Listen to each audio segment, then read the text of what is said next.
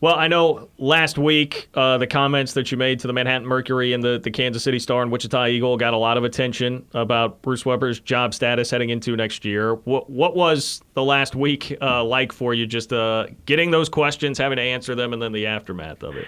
Well, it is what it is, I guess. I don't enjoy talking about, when a person has a contract and it's, in the middle of the season. I don't enjoy talking about it, but there's speculation out there. You gotta kind of answer those questions. So, obviously, we have fans that are upset and frustrated, and I get that. And then there's nobody probably more frustrated about our season this year than those coaches and those players.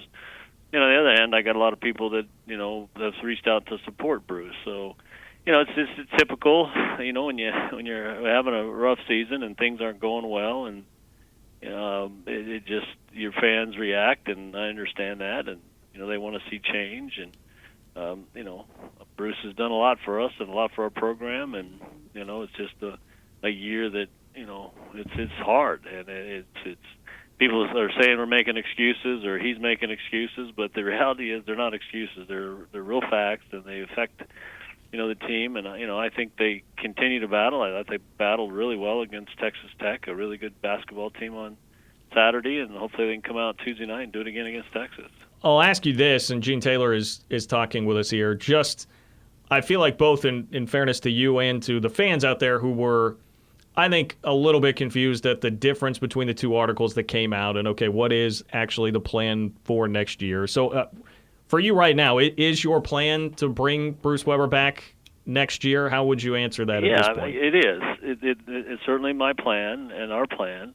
I do this every year, and this is what I guess if I'm sounding frustrated, okay. I'm tired of talking about it, to be honest with you. But I sit down with every coach every year and evaluate the year. I didn't do it last year at the end of basketball season because COVID hit. Right, it ended abruptly, and we didn't see anybody for several months. So I did not do it with Bruce last year, or Jeff Mittie or anybody. But we'll do that, and I'll sit down and say, Bruce, how are we going to get better? What are we going to do next year? What happened this year? I'll ask all of those questions, and we'll have a good conversation and continue to talk about how we keep moving this program forward. On the topic of Bruce Weber, does a situation become more complicated in pandemic circumstances when there is a seven-figure buyout hanging out there? I mean, we've had a lot of conversations here about different things financially, how that has been affected and how that does affect you guys. How much does that complicate potentially that situation? Well, I mean, I think anytime, you got to look at anybody's contract and deal with it, whether it's a pandemic year or not. But clearly, I put those things aside when I'm making decisions about coaches. I mean, if we're going to keep him, we're going to keep him, and I don't worry about any other stuff. If something were to happen, and you got to take that into consideration. But I'm not even thinking about that because I'm not thinking about making a change. So, Wyatt and I were having a discussion a bit ago about spring football, and I know that Chris Kleiman mentioned the other day that it would be running March through April. Do you have an idea right now? I know 2 years ago there was not an actual spring game. It was like an open practice. Do you guys have an idea of what you'll be able to do for the fans in spring, excuse me? Not yet. I think Chris needs to kind of evaluate once they get into spring ball. Again, we're making a lot of assumptions, but we're assuming we're going to have a normal spring football practice, which is the standard number of practices over the standard number of days. But I think a lot will depend on what their squad looks like in terms of injuries, people that are recovering from surgeries from last year. Do they have a full squad? I think a lot of that will be determined kind of as they get started with spring practice.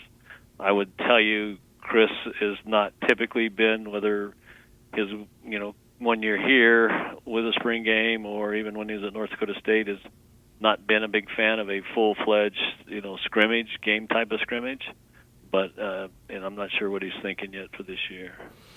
Well, you mentioned having a sit-down with every coach at the end of the season. I don't think I've asked you what it was like talking with Coach Kleiman after the year that they had, and obviously a tough end to the season. What would you say was the general message or messages shared by him about where the program is going, what needs to improve, and just what you guys covered there? Yeah, I mean, I think generally speaking, it was how hard the impact was week to week on the team.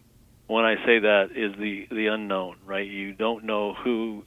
Like we got tested on Mondays and Wednesdays, and you didn't know because you get tested on Monday, you get the results on Tuesday. You get tested on Wednesday, you get the results on Thursday, and those results on Thursday a lot of times didn't come till later. Mm-hmm.